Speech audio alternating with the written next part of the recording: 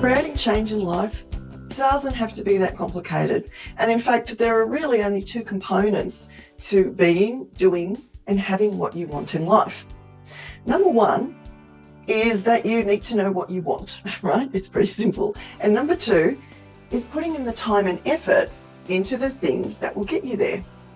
So you might notice that that might be a problem for most people.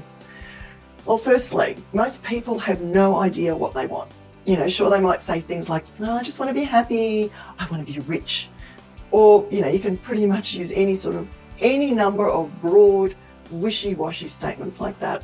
Now, without the specifics, like what does being happy actually mean? What does it look like for you? What is going on in your life? Who are you? Who are you with? Where are you living? All of that stuff. Describe what being happy is. Or, I just want to be rich. Well, are you talking about money?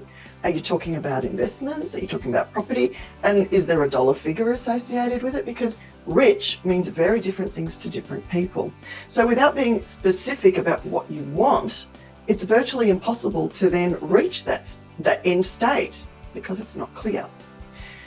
Now, the second problem is that even if someone is super clear on what it is they want to achieve, as that person has defined exactly what they want, they've set specific targets, well, the next barrier to achieving that outcome is where they dedicate their resources.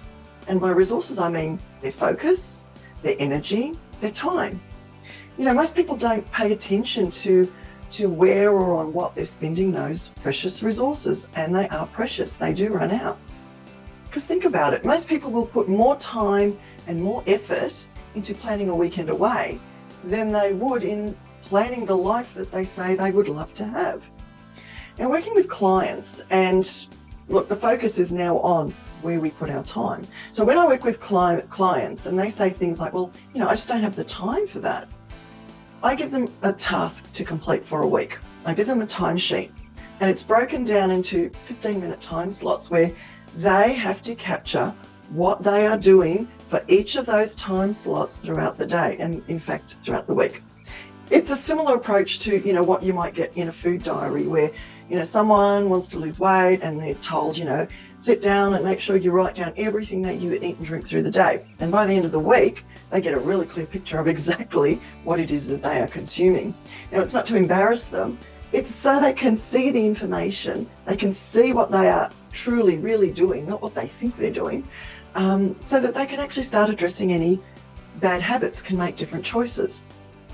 So the timesheet activity does the same, but it brings to the client's awareness and acknowledgement of exactly where they're spending their time. And again, it's not to embarrass them, but it's to give them clear data, clear information from which they can then start to make different choices as to where they want to invest their energy and their time. Now, I'm being very deliberate in choosing that word invest. Time, just like money, it can be spent or it can be invested. So to wrap up, number one, have a clear idea of what you want in life. And number two, take a look at where your focus is, where your effort is, and where your time is. Is what you're doing today getting you closer to where you want to be tomorrow? I'm Vera Herman. Catch you next time.